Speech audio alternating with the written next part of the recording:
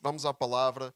Nós temos estado a falar sobre o livro de Daniel e já vamos para o capítulo 3. O título desta série que nós temos estado a fazer é Exilados na Babilónia, na perspectiva de que, como Daniel e os seus amigos estavam exilados na Babilónia, numa terra estranha, porque o povo de Israel fez muita coisa errada e Deus teve que os ensinar de uma forma mais dura. Não é? Deus é esse tipo de pai que nos ensina, às vezes de uma forma dura, e para abrir os olhos. Eles foram exilados, e da mesma maneira como eles estiveram exilados numa terra estranha que não era a deles, nós também estamos aqui exilados numa terra estranha, que quando conhecemos Jesus, passamos a não estar muito confortáveis aqui, né? Porque há muita coisa aqui que não vai ao encontro dos nossos valores, dos nossos princípios, daquilo que nós achamos que é bom, e somos luz no meio das trevas. É esse o propósito de Deus para nós. Temos estado a enquadrar tudo isto com duas passagens. Primeiro, somos cidadãos do céu, não é, como eu estava a dizer, e de lá esperamos que venha o nosso Salvador, o Senhor Jesus Cristo. Então nós passamos a ter uma pátria celestial. A nossa primeira devoção, o nosso primeiro amor é Jesus Cristo, né? E são as coisas celestiais. Mas também estamos aqui no mundo onde Ele nos colocou com um propósito. E esse propósito não é só esperar pelo céu. Não é só esperar, aguentar a ver se não demora muito e se vem o céu. Não é só, Deus não nos quer aqui só à espera, a olhar para o relógio e, Senhor, então não vens e nunca mais, está a demorar muito. Não, Deus quer-nos aqui ativos.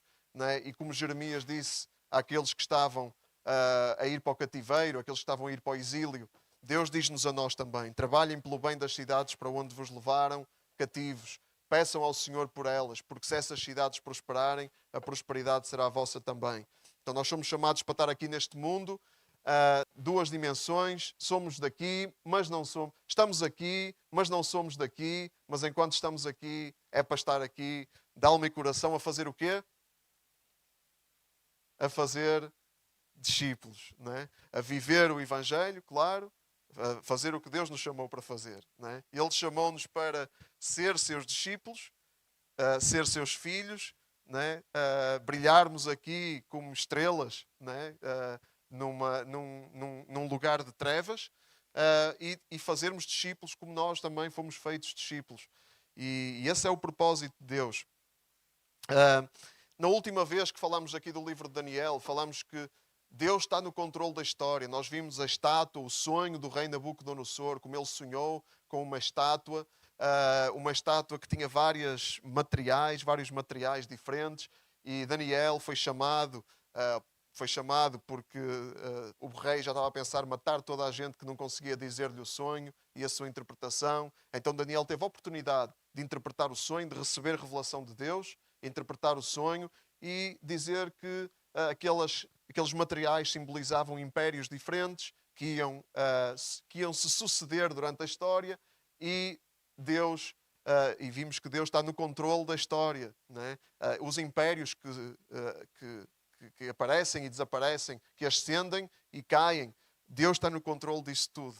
Não é? E vimos que o império, que o reino, que nunca acabará, todos os reinos humanos vão acabar, mas vimos que o reino que nunca acabará é o reino de Deus, o reino de Deus, cujo rei é Cristo. E hoje vamos falar sobre como Deus não está apenas no controle da história, Ele está connosco na história. Ele está connosco na missão. Deus não nos manda para o mundo, desenrasca-te para aí. Não, Ele está connosco. Ele está em nós. E está sempre a caminhar connosco. Não é? E vamos ler Daniel 3. Vamos ler o capítulo 3 de Daniel. Espero que já tenham aberto. É um texto grande, a hora vai adiantada, mas, irmãos, tem que haver sempre tempo para a palavra de Deus. E espero que estejam confortáveis para falarmos aqui sobre este texto. O rei Nabucodonosor mandou fazer uma estátua de ouro com cerca de 30 metros de altura e 3 de largura, e ordenou que a pusessem na planície de Dura, na província da Babilónia.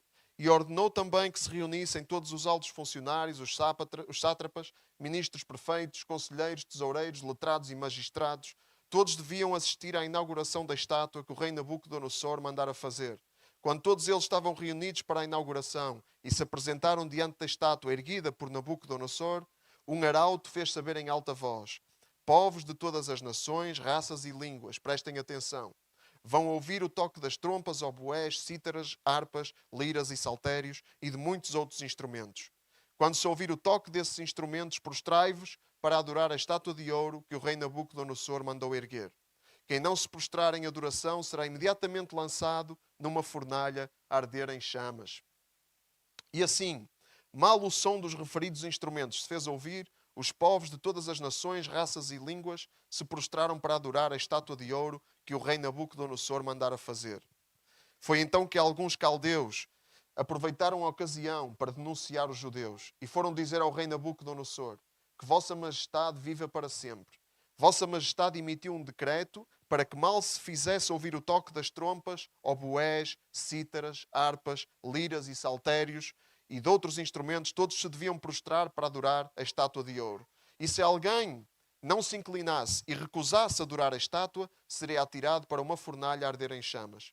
Mas alguns judeus que Vossa Majestade nomeou para governarem a província da Babilónia desobedeceram às ordens dadas pelo rei. Não adoraram os vossos deuses, nem se prostraram diante da estátua. São eles Shadraque, Mechaque e Abed-nego.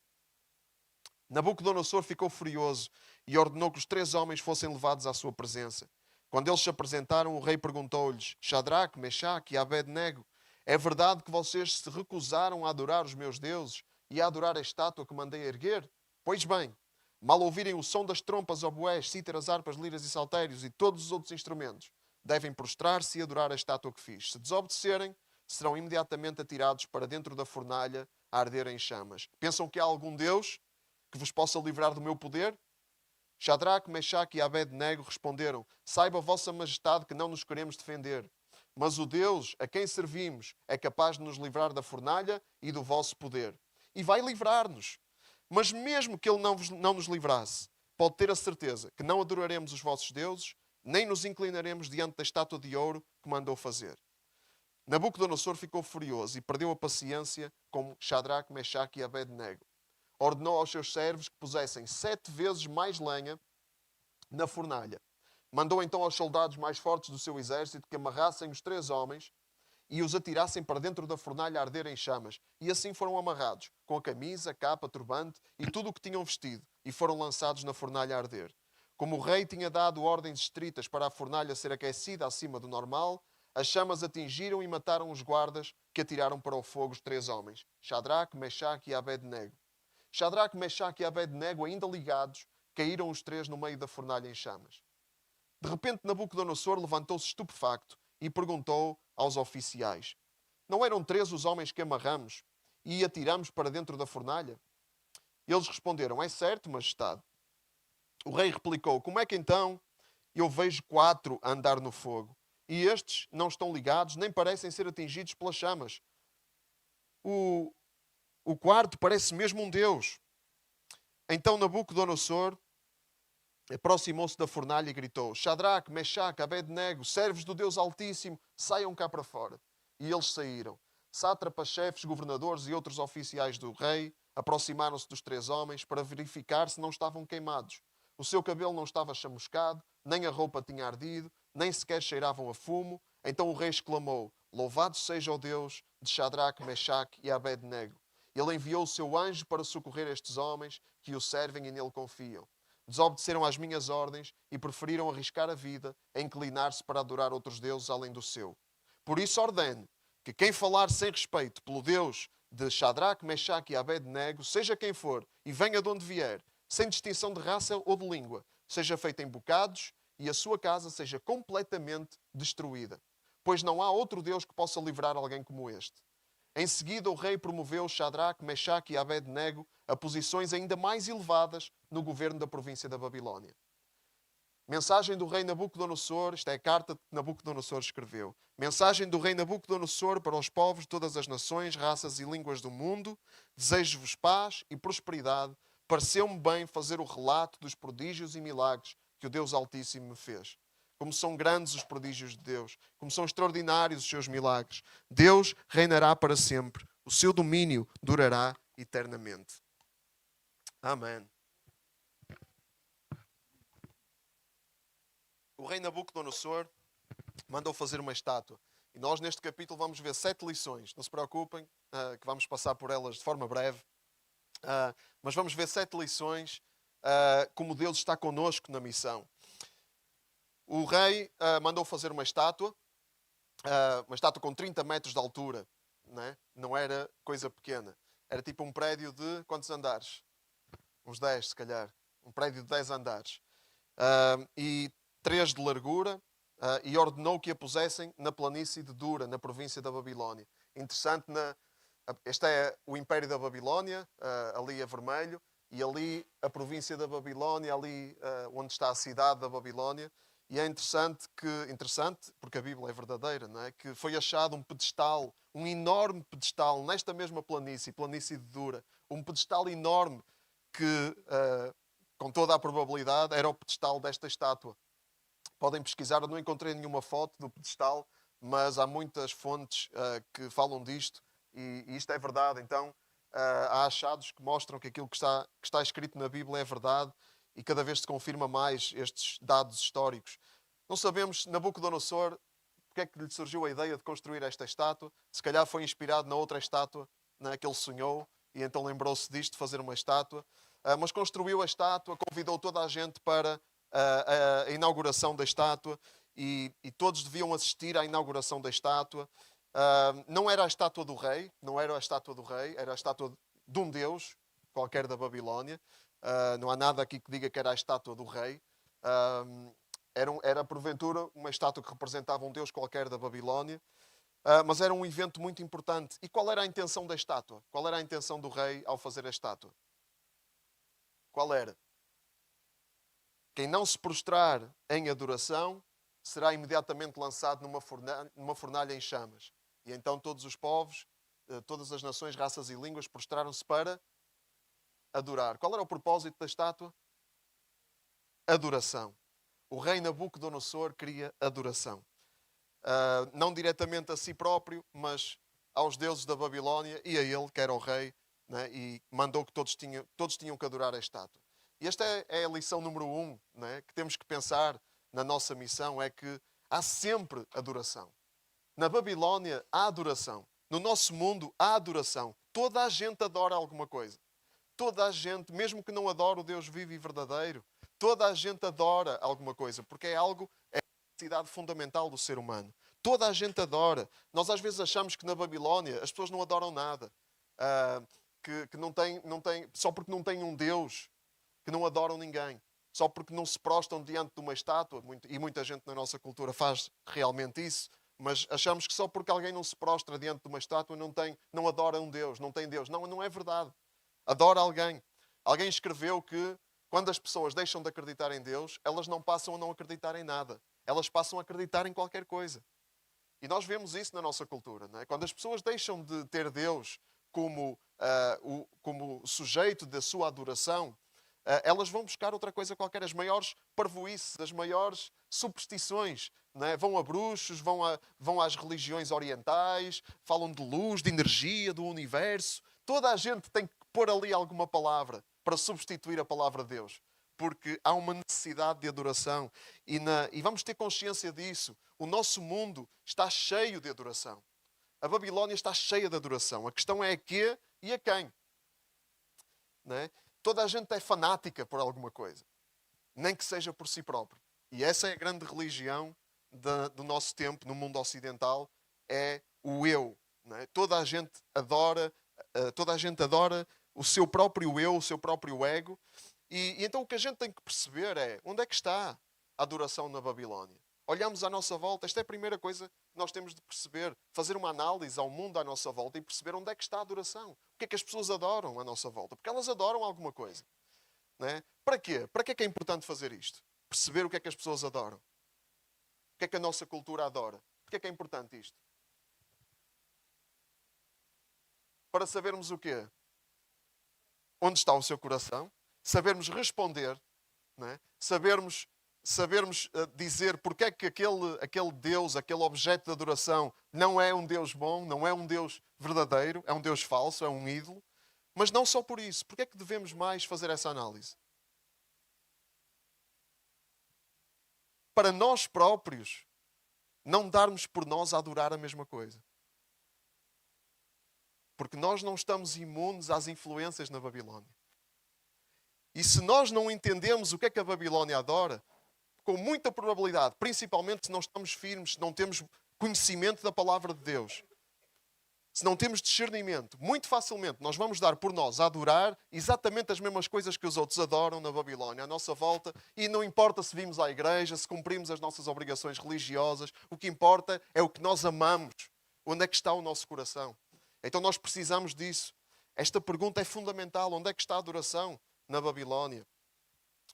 Como é que se vê aquilo que nós adoramos? Como é que nós podemos fazer um teste se... Para já temos que perceber o que é que a nossa cultura adora. Depois perceber o que é que nós adoramos. Como é que se percebe, como é que se percebe, como é que se vê aquilo que nós adoramos? Onde empregamos a nossa energia? Mais? Para onde é que o nosso coração vai? Instintivamente, automaticamente? Não é? Para onde é que nós investimos o nosso dinheiro? Onde é que nós investimos o nosso tempo? Por aí se vê, por essas coisas se vê. Porque a adoração não é só levantar as mãos aqui na igreja. Isso é ótimo. Isso é também adorar a Deus se for com um coração sincero. Mas não é muito mais do que isso. Não é? Adoração é um estilo de vida. E o nosso estilo de vida diz-nos o que é que nós adoramos. As prioridades da nossa vida dizem-nos o que é que nós adoramos. Então vamos fazer essa análise. A lição número 2. Esta é a lição número 1. Há sempre adoração e nós temos que perceber onde é que ela está. Na nossa cultura, à nossa volta. Vamos já voltar aqui. A segunda lição é que a Babilónia vai nos pressionar a adorar aquilo que a Babilónia adora. Sempre. Não é? Aqui no versículo 8 ao 12, vemos isso. Não é? Que os outros, os caldeus, os nativos, os locais lá da Babilónia, viram naquilo uma oportunidade para denunciar os judeus, não é? Porque, por inveja, por várias coisas, eles... E só porque viram que os judeus não mostravam reverência aos deuses da Babilónia. Pode ter sido isso só que os ofendeu. Então foram denunciar ao rei que Shadraque, Mesaque e Abednego, os amigos de Daniel não estava lá, porque se estivesse, estava incluído neste grupo, de certeza, também não se ia prostrar. Não sabemos onde é que Daniel estava, mas não estava lá. E os amigos de Daniel não se prostraram. E a Babilónia fez o quê? A Babilónia faz o quê? A Babilónia pressiona-nos. A Babilónia quer que tu adores os deuses da Babilónia. O mundo quer que tu adores os deuses do mundo. E se tu não fazes isso, mais cedo ou mais tarde, vais ter problemas. Vamos ter problemas se não fazemos isso. Não é? Porque as pessoas vão perceber que nós não temos reverência pelos mesmos deuses que elas têm e isso não vai cair bem nelas. Então vão-nos pressionar ou vão-nos denunciar. É isto que acontece hoje, por exemplo, há uma religião hoje no nosso mundo muito a ganhar muitos adeptos, que é a religião, tem a ver com a religião do eu, não é? Mas eu vou chamar o Deus da autoidentificação, não é? Eu identifico-me assim e é isso que eu sou e ponto final. E eu sou aquilo que eu quiser ser e ninguém tem o direito de me dizer que eu não sou aquilo que eu digo que sou ou que sinto que sou ou que me identifico como sendo. Este é um dos deuses da nossa cultura. E quando alguém não se curva diante deste Deus, quando alguém não adora este Deus, quando alguém põe em causa este Deus, há consequências. E cada vez essas consequências vão ser mais graves. Não é? Por exemplo, Daniel, os amigos de Daniel, a consequência deles foi ir para uma fornalha. Não é? Hoje a cultura não manda as pessoas para fornalhas em chamas, normalmente, mas há outras fornalhas, entre aspas, não é? Há outros tipos de fornalhas. Por exemplo, só um exemplo. Não é? No Canadá, um pai foi preso por não aceitar a mudança de sexo da filha adolescente. E sabem o que é que esse pai fez? Chamou a filha ela. Tratou a filha por ela. E por esse pecado contra o Deus da auto-identificação, esse pai foi para a fornalha. Neste momento ele já saiu e teve uma vitória recentemente nos tribunais, porque foi condenado à prisão e a pagar uma multa e interpôs um recurso e isso foi revertido. Portanto, ainda há estes deuses da Babilónia, ainda encontram alguma resistência da parte de muitos setores da sociedade, mas temos isto. Temos, quando nós não nos vergamos, agora temos a lei das casas de banho nas escolas, que não são só leis de casas de banho, não é? Quem se identificar como sendo do sexo oposto tem o direito de usar as mesmas estruturas do que as pessoas desse sexo. Não é? E também há outras pressões do governo para que as escolas, os professores e o pessoal não docente tenham formação para aprenderem a respeitar a auto-identificação. E os pais que não aceitarem isso vão ter problemas. Porque há uma pessoa responsável em cada escola a quem as crianças ou os adolescentes que se quiserem identificar como sendo o sexo oposto vão ter com essa pessoa e essa pessoa tem a função de os proteger. E de os proteger, e de respeitar a sua auto-identificação. Portanto, são fornalhas, são as nossas fornalhas. Isto é só um exemplo. Podíamos dar exemplo de muitos outros deuses. Não é? Temos a cultura católica, por exemplo, não é? Que em muitas cidades do país, em muitos locais do país, quem não é católico ainda sofre, não é? Represálias. Não é? E as igrejas evangélicas, tem um pastor amigo, um exemplo muito fácil, em Vila Real, que para fazer um evento na rua foi pedir autorização à Câmara e a Câmara disse que ele tinha que falar com o bispo da terra. Portanto, quando nós não temos os mesmos deuses da Babilónia, as coisas não correm bem, sofremos pressão. E nós depois temos que fazer uma escolha. Não é? Qual é a escolha que nós temos de fazer? Qual é a escolha que nós temos de fazer? Ou nos curvamos diante dos deuses da Babilónia, ou escolhemos a fornalha? Ou escolhemos a fornalha? E depois isso é uma decisão muito difícil para nós, não é? Porque há muita pressão à nossa volta. Então, neste exemplo, nas escolas, quem está a viver isto na pele, como os adolescentes e jovens aqui nas universidades também, é muito complicado. Mas a escolha que tu tens, se estás nessa situação, é ou curvas-te diante dos deuses da Babilónia, ou então a fornalha. Temos que ter muita sabedoria aqui, porque nós estamos a chegar a um tempo em que a igreja, aqui no Ocidente, está a ser cada vez mais perseguida. Não como os países, não como o país, por exemplo, que eu estive a falar ainda, mas de muitas formas. Né? Que estamos a ser perseguidos de uma maneira mais subtil. Né? Que podes ser crente e acreditar no que quiseres, mas tens de te curvar diante dos deuses da Babilónia. Não importa o que é que Deus tu tens, mas tens de te curvar. E nós temos que decidir o que é que vamos fazer. Né? E o que é que tem influência nessa decisão? O que é que nos pesa nessa decisão? Nós pensamos, se nós pensamos que estamos sozinhos, que Deus é um Deus distante, aí facilmente vamos sucumbir às pressões. Agora, se nós pensarmos que Deus ele está presente, que Deus tem poder, que Deus, os amigos de Daniel tinham a confiança que Deus os ia livrar da fornalha. Mas o rei Nabucodonosor achava que não havia nenhum Deus que os pudesse livrar do poder do rei. Está aqui. Pensam que há algum Deus que vos possa livrar do meu poder? Então esta é a terceira lição. Não acredites nas mentiras que a Babilónia diz sobre o teu Deus. Porque a Babilónia diz que o teu Deus é um conto de fadas. A Babilónia diz que o nosso Deus é como acreditar no Pai Natal. É isso que a Babilónia diz. A Babilónia diz isso para enfraquecer o nosso Deus. Para enfraquecer a nossa percepção de quem Deus é.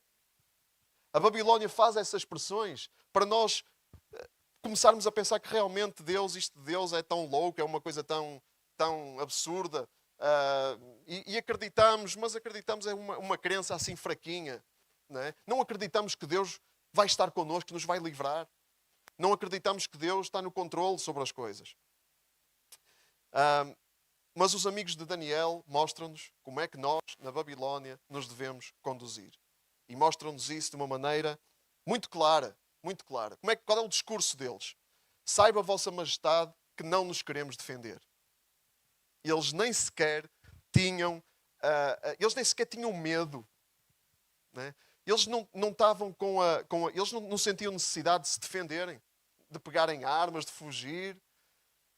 Mas o Deus a quem servimos é capaz de nos livrar da fornalha e do vosso poder. E vai livrar-nos. Eles tinham essa convicção profunda. E na Babilónia, quando nós estivermos a ser apertados e pressionados, é essa que tem que ser a nossa convicção. Deus tem poder. Deus tem poder para nos livrar. Temos que ter isto como convicção profunda. Deus está vivo. Deus está vivo e Ele tem todo o poder, até sobre a Babilónia, até sobre os reis da Babilónia, até sobre os chefes da Babilónia. Nabucodonosor estava redondamente enganado, como os reis da nossa Babilónia hoje também estão redondamente enganados ao acharem que Deus é uma coisa da idade da pedra ou é um conto de fadas. Eles estão enganados. A palavra de Deus é que está certa. O nosso Deus está vivo. Ele tem poder. E Ele tem poder para nos livrar. Mas agora temos que fazer uma pergunta. E se Deus não nos livrar de ardermos na fornalha? Os amigos de Daniel tinham a certeza que Deus os ia livrar. Eles tinham essa revelação. E Deus tem esse poder. Mas também vemos muitas situações na Bíblia que Deus não livrou. E agora? Se Deus não nos livrar? Os amigos de Daniel não tinham... Falta-me esse versículo aqui. Está aqui. Mesmo que Ele não nos livrasse, pode ter a certeza que não adoraremos os vossos deuses, nem nos inclinaremos diante da estátua de ouro que mandou fazer. Deus tem poder para nos livrar. Nós sabemos que Deus nos vai livrar porque Ele revelou-nos isso. Eles tinham essa certeza no coração deles. Mas mesmo que Deus não nos livre, mesmo assim, não nos vamos curvar. Não vamos adorar os deuses da Babilónia. Essa é a forma. Então temos de estar prontos. Temos de estar prontos para sermos pressionados. Temos de estar prontos para arder na fornalha. Temos de estar prontos para arder na fornalha. Estamos prontos? Temos que escolher. Muitas vezes vamos ter que escolher entre trair Deus, entre envergonharmos do nosso Deus ou irmos para a fornalha e ardermos. E os amigos de Daniel escolheram o quê? A fornalha. Amarraram os 3 homens, atiraram-nos para dentro da fornalha em chamas. E o que é que aconteceu depois? Vemos que eles ligados caíram os 3 na fornalha. De repente, Nabucodonosor levantou-se estupefacto e perguntou aos oficiais: não eram 3 os homens que amarramos e atiramos para dentro da fornalha? Eles responderam: é certo, majestade. O rei replicou: então como é que eu vejo 4 andar no fogo? E estes não estão ligados, nem parecem ser atingidos pelas chamas. O quarto parece mesmo um Deus. Parece mesmo um Deus. A quarta lição é que nós vamos crer em Deus. Quando nós somos fiéis, Deus sempre nos honra. Deus honra a nossa fidelidade. Acreditamos nisso? Deus honra a nossa fidelidade. E aqui, Deus honrou a fidelidade dos amigos de Daniel de uma maneira incrível. Como é que Deus honrou a fidelidade deles? Não os livrou de ir para a fornalha. Eles foram para a fornalha. Mas quem é que estava lá com eles? O próprio Deus. Jesus, há quem diga que é uma imagem de Jesus que aparece com eles na fornalha. Deus ou um anjo que Ele enviou para lá. Não interessa, Deus deu-lhes um sinal claro que era Ele próprio que estava ali. Ele próprio que estava ali. Então, se nós formos para a fornalha, se nós tivermos que ir para a fornalha, nunca vamos pensar que Deus nos vai deixar sozinhos em qualquer circunstância. Deus pode nos livrar da fornalha, até podemos nem ir para a fornalha, podemos nem ter consequências. Deus pode nos deixar ir para lá, estar lá connosco e impedir que algum mal nos aconteça. E Deus pode permitir que nós vamos mesmo lá para a fornalha, como os discípulos de Jesus, os apóstolos, também foram mortos por causa da sua fé. E como tantos irmãos no nosso mundo hoje, com profunda devoção e profunda adoração por Deus, são mortos e as suas famílias por causa disso. E Deus não os livra disso, mas está lá com eles. Deus está lá com eles. Então essa é a quinta lição. Deus está sempre ao nosso lado. Deus está connosco na missão. E Deus fez mais ainda. Deus fez mais ainda. Em Cristo, Deus não apenas sofreu connosco, Deus não apenas esteve connosco no nosso sofrimento, mas Deus sofreu em nosso lugar. Nesta imagem, Deus não foi lá para a fornalha. Se pensamos na fornalha como uma imagem do inferno, Deus não vai connosco para lá, não. Deus vai para lá em nosso lugar para nos livrar de lá e depois vence a morte e o inferno e ressuscita. Deus passa pela cruz. Deus passa pelo inferno na terra em nosso lugar, para nós não termos de passar. Então Deus fez ainda mais. Em Jesus, Deus faz ainda mais. E enquanto estamos a sofrer, Ele, não apenas Ele tem compaixão de nós, mas Ele experimentou todo o nosso sofrimento. Tudo o que nós possamos sofrer, Ele já experimentou. E isso faz com que Ele tenha uma compaixão verdadeira. Uma compaixão é sofrer com. Compaixão é sofrer com. Ele sofre connosco porque Ele já sofreu tudo por nós. Ele sabe o que é sofrer. Então nós não temos um Deus distante, que está lá distante e diz, sim, estás aí a passar essa aflição toda, eu compreendo. Não, Ele diz, eu já passei, eu sei o que é. Eu sei o que é. E eu estou contigo. E eu nunca te deixo, eu nunca te abandono na tua aflição.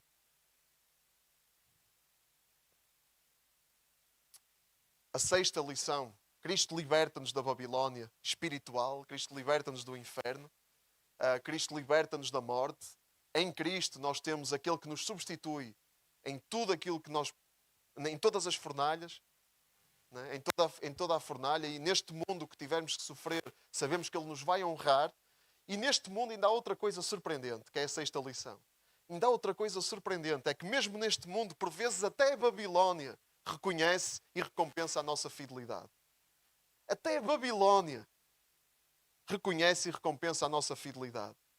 É surpreendente. O que é que Nabucodonosor fez?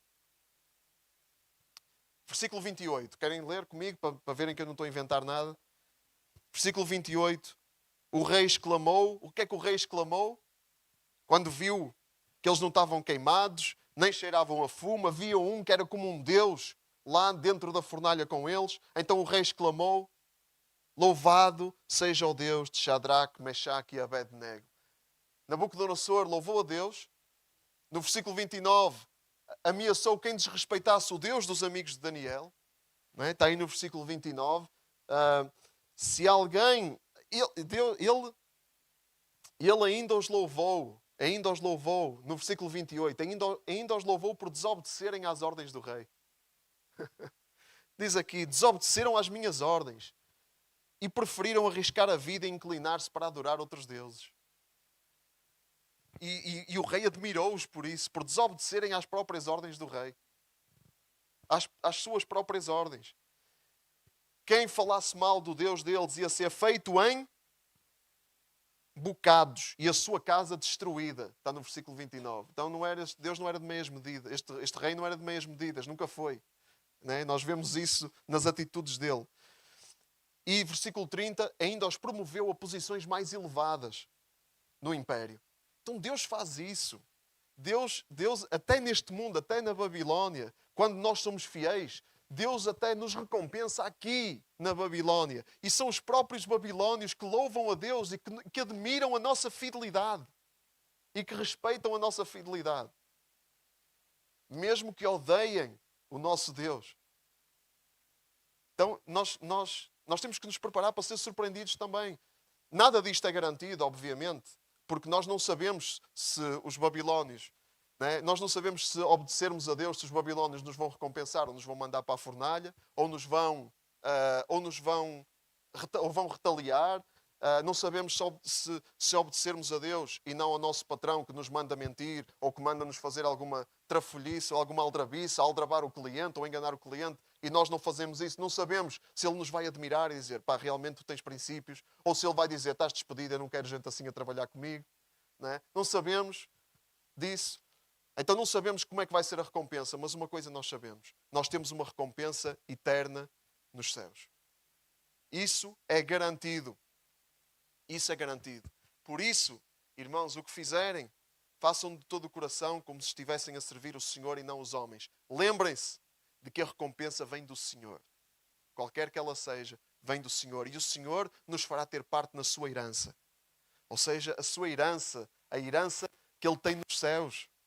E Ele nos vai fazer ter parte nessa herança. E essa recompensa é garantida. Não temos que estar à espera de recompensas dos babilónios. Não temos que estar à espera de recompensas neste mundo. Se elas vierem, glória a Deus. Não é? É sobrenatural de Deus. Mas se não vierem, não há problema. Nós temos a recompensa que vem do Senhor e que nos fará ter parte da sua herança. É Cristo, o verdadeiro Senhor, que estão a servir. E uma coisa muito importante também. Se nós formos fiéis, os babilónios vão ver a glória de Deus através da nossa vida. Se nós nos encolhermos e sucumbirmos e adorarmos os deuses da Babilónia, nós vamos privar aqueles que estão connosco, que estão à nossa volta. Vamos privá-los de ver a glória de Deus. Isto é muito sério. Não é só a nossa própria vida. Quando nós nos encolhemos e achamos que somos uns coitadinhos e que Deus está longe e não está connosco, e quando nós temos medo dos deuses da Babilónia ou das autoridades da Babilónia e nos submetemos às autoridades da Babilónia, quando elas nos dizem para adorarmos outros deuses, porque em tudo o resto devemos nos submeter às autoridades, a Bíblia também nos ensina isso, mas quando a Babilónia nos faz pressão para adorarmos os deuses da Babilónia e nós o fazemos e nós sucumbimos, nós estamos a privar outros à nossa volta de verem a glória de Deus através da nossa fidelidade. E isso é muito sério. Não é só nós, não é só a nossa vida que está em jogo.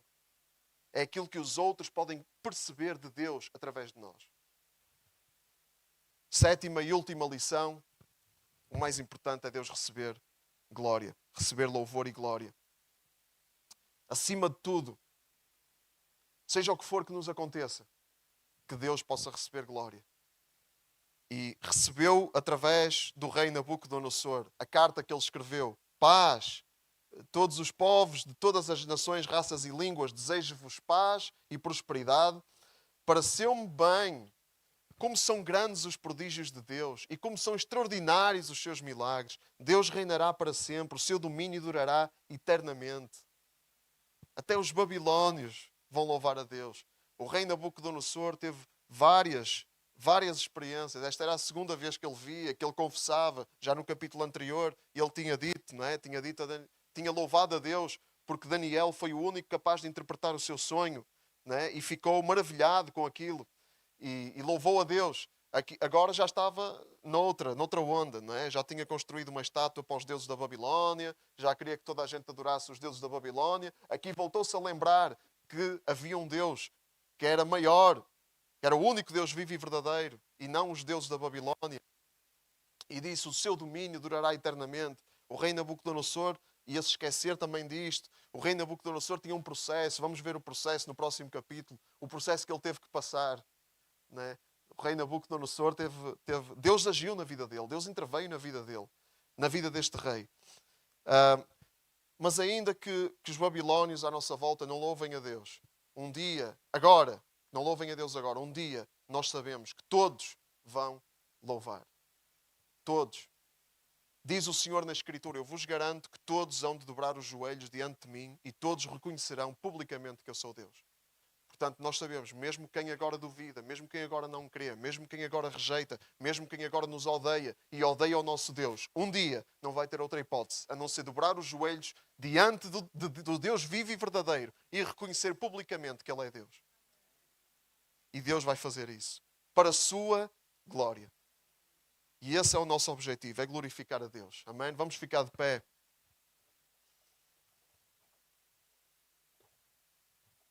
não vamos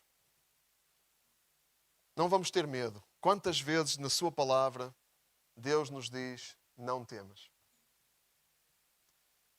O nosso único temor é a profunda reverência que nós temos do Deus vivo e verdadeiro, que sabemos que Ele tem todo o poder, então sentimos-nos pequeninos. E devemos nos sentir pequeninos, mas também nos devemos sentir confiantes. Porque Deus diz para entrarmos na sua presença e Ele está de braços abertos para nós. E Ele deu a sua vida por nós, para nós termos um caminho para Ele. E esse caminho é Jesus. E nós estamos à vontade diante de Deus, mas também sabendo que Ele é o Deus do universo e que temos de ter reverência. Mas medo dos homens, medo de quem pode retaliar, medo de quem pode nos pressionar, medo de quem nos pode trazer consequências negativas por nós obedecermos a Deus e não adorarmos os deuses da Babilónia. Não temos que ter medo. Nós somos humanos e temos que pedir perdão a Deus, porque muitas vezes pecamos ao ter medo desses deuses, não é? E ao ter medo dessas autoridades que nos pressionam para adorarmos esses deuses. Tantos deuses que há por aí.